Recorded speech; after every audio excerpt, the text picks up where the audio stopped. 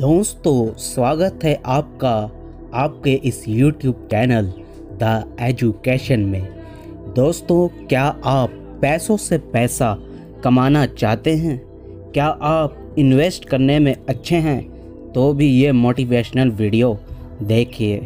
Video शुरू करने से पहले अगर आप द एजुकेशन पर नए हैं तो द एजुकेशन चैनल को ज़रूर से सब्सक्राइब कर लीजिए।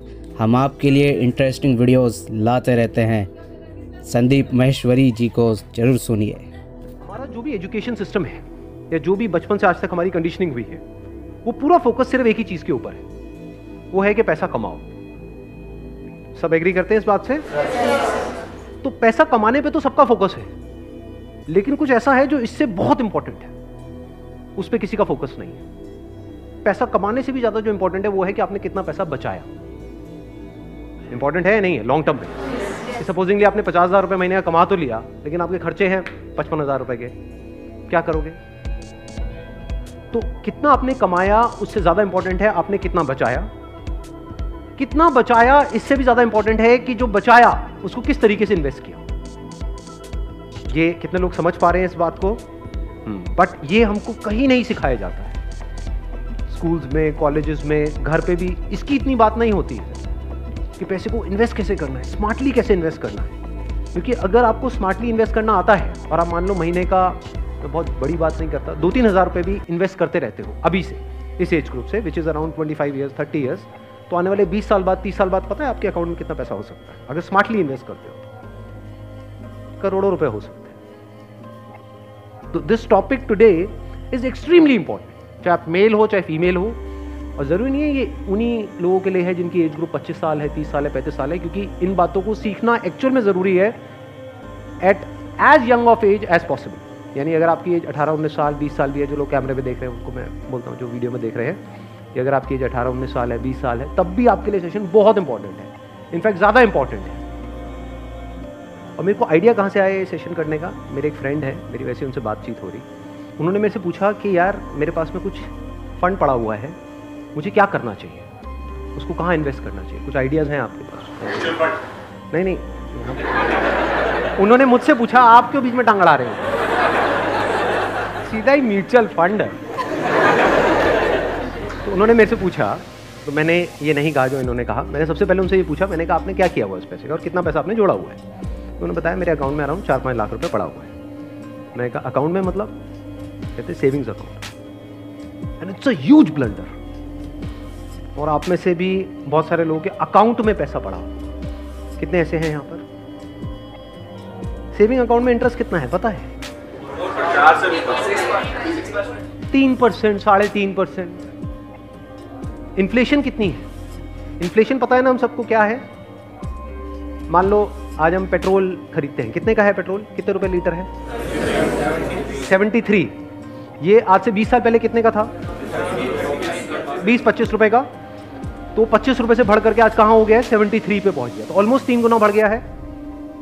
तो अगर वो पैसा आपके सेविंग अकाउंट में पड़ा होता तो क्या वो 3 गुना बढ़ जाता? तो आप लॉस में हो। समझ गए? इन्फ्लेशन का जो रेट है अप्रॉक्सीमेटली आप कह सकते हो 6% के आसपास मान लेते हैं, वो वेरी करता रहता है। बट अगर 6% इन्फ्लेशन है और 3% आप अर्न कर रहे हो उस पैसे पे, तो आप कमा नहीं रहे हो, आप गंवा रहे हो, क्योंकि उस पैसे की वैल्यू कम होती चली जा रही है और आप खुश हो रहे हो कि मैं पैसा जोड़ रहा हूं। आप जोड़ नहीं रहे हो, आप बेवकूफ़ी कर रहे हो। इस तरह की कुछ चीज़ें हैं जो हमको सीखनी बहुत ज़रूरी है।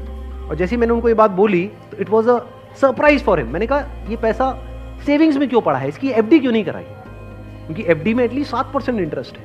कहता मैंने कभी सोचा ही नहीं ऐसे, मेरे को किसी ने बताया ही नहीं इसके बारे में, कभी सिखाया ही नहीं। और ये कोई छोटी प्रॉब्लम नहीं, बहुत बड़ी प्रॉब्लम है। मैंने कुछ कैलकुलेशंस करी, फिर उनको मैंने बताया। मैंने कहा अगर सिर्फ इतना सा स्टेप हमने उठा लिया ना, इतना सा जो कुछ भी नहीं है, कुछ घंटे का है, कि जो सेविंग में पड़ा है उसकी एफडी करानी है। एफडी भी अलग अलग ड्यूरेशन की करा दी।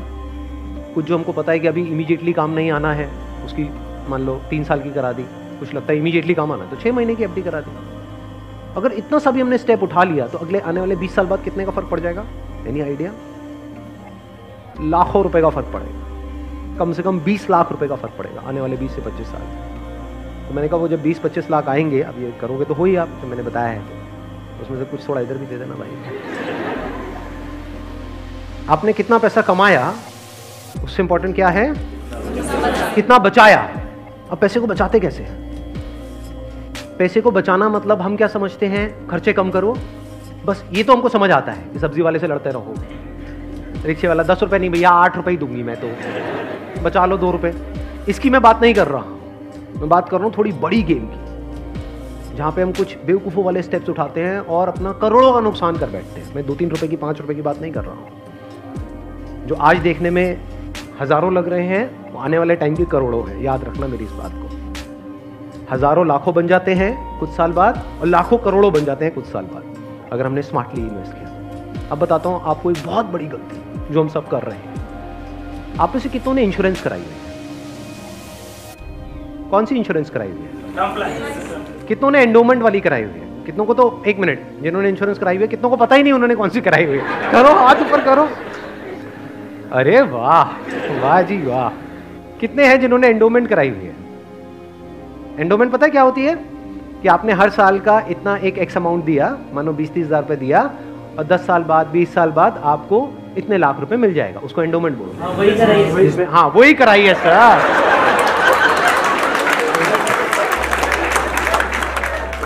क्या सर एंडोमेंट पेंडोमेंट बोलते हैं? सीधी बात करो ना। इंश्योरेंस का मतलब लोग यही समझते हैं इंडिया में कि हर साल का इतना पैसा जाना है, इतना प्रीमियम जाएगा, 20,000, 30,000, 40,000, और 20 साल बाद आपको इतने लाख रुपए मिल जाएगा। मान लो 20 लाख रुपए मिल जाएगा। तो सुनने में बड़ा अट्रैक्टिव लगता है। बेवकूफों वाला स्टेप है। कितनों ने टर्म इंश्योरेंस कराई है? हार्डली 3 या 4 या 5 लोग। कमाल जी कमाल।